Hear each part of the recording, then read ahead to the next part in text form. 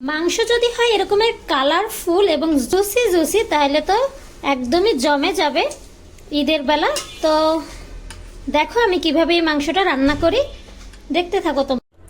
Hello everyone, welcome to my channel. আজকে হচ্ছে Eid special হচ্ছে গরুর মাংস রান্না করব। তো চলো আজকে একটু অন্যরকম ভাবে রান্না করব।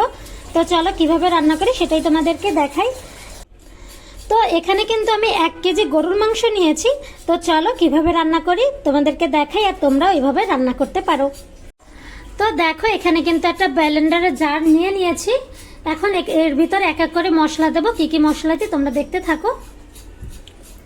তো দেখো এখানে কিন্তু আমি শুকনো মরিচ এবং হচ্ছে এলাচ পানিতে ভিজিয়ে রেখেছিলাম। হচ্ছে শুকনো মরিচ আর এলাচগুলো হচ্ছে ব্লেন্ডারে দিয়ে দিব। দিয়ে দিব হচ্ছে কয়েকটা রসুনের কোয়া, দাঁড়াও, আদা কুচি দিয়ে দিলাম, 4টা কাঁচা জাল, পেঁয়াজ,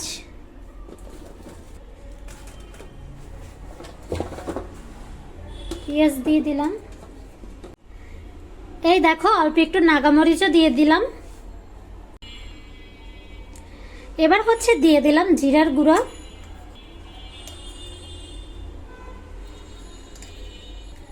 দিয়ে দিলাম 4 চামচ জিরার গুঁড়া,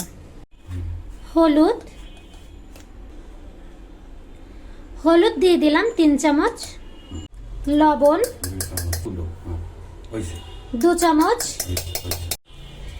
দিয়ে দিব। এখন হচ্ছে টক দই দিলাম, হচ্ছে বাটার। এবার হচ্ছে সবকিছু ব্লেন্ড করে নিব। তো দেখো এখানে কিন্তু আমার ব্লেন্ড করা হয়ে গিয়েছে। এবার হচ্ছে মাংসটা ম্যারিনেট। তো দেখো এখানে কিন্তু আমি 1 কেজি গরুর মাংস নিয়েছি। এখন হচ্ছে যে মশলাটা ব্লেন্ড করেছিলাম সেটা হচ্ছে দিয়ে দিব।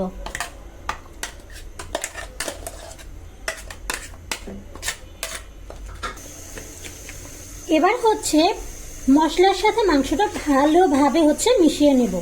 দেখো এখানে কিন্তু আমি হাতে একটা পলি বেঁধে নিয়েছি, আর এতে তো অনেক ঝাল দিয়েছি, হাত জ্বালা করবে, এর জন্য কিন্তু পলি দিয়ে মাংসটা ভালোভাবে মেখে নিব।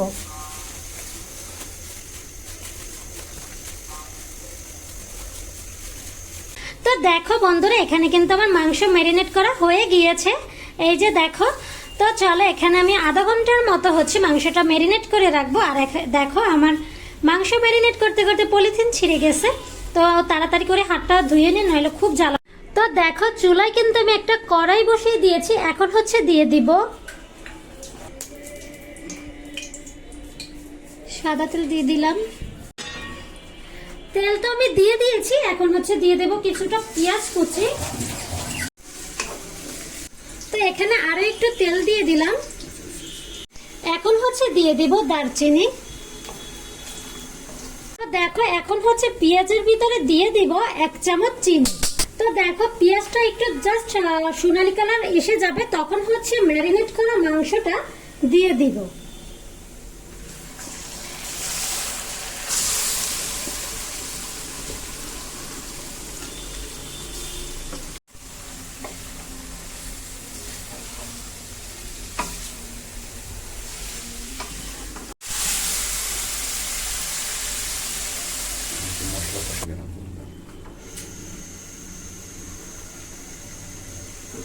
তো দেখো এখানে কিন্তু আমি অল্প অল্প করে গরম পানি দিয়ে মাংসটা কিন্তু 3 থেকে 4 বার হচ্ছে ভালোভাবে কষিয়ে নিয়েছি।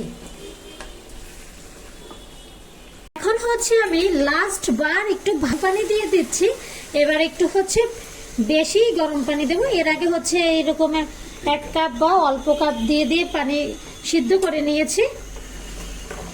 এই যে দেখো এবার কিন্তু একটু আমি বেশি পানি দিয়েছি মাংসটা একদম ভালোভাবে সিদ্ধ করে নেওয়ার জন্য।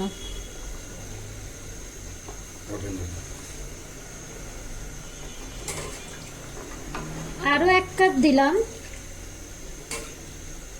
এই যে অনেকটা পরিমাণ কিন্তু পানি দিয়ে দিলাম। এবার মাংসটা ভালোভাবে সিদ্ধ হয়ে যাবে। তো দেখো তখন তো আমি যে কষানোর সময় যে পানিটা দিয়েছিলাম তাতেই আমার মাংসটা হয়ে গিয়েছে, একদম 100% সিদ্ধ হয়ে গেছে। তো দেখো এখানে কিন্তু আমার ঈদ স্পেশাল মাংস রান্না কিন্তু হয়ে গিয়েছে। কেমন লাগলো ভিডিওটা অবশ্যই কিন্তু কমেন্টে বলে যাও। আজকের ভিডিও এই পর্যন্ত। সবাই ভালো থাকো, সুস্থ থাকো, আল্লাহ হাফেজ।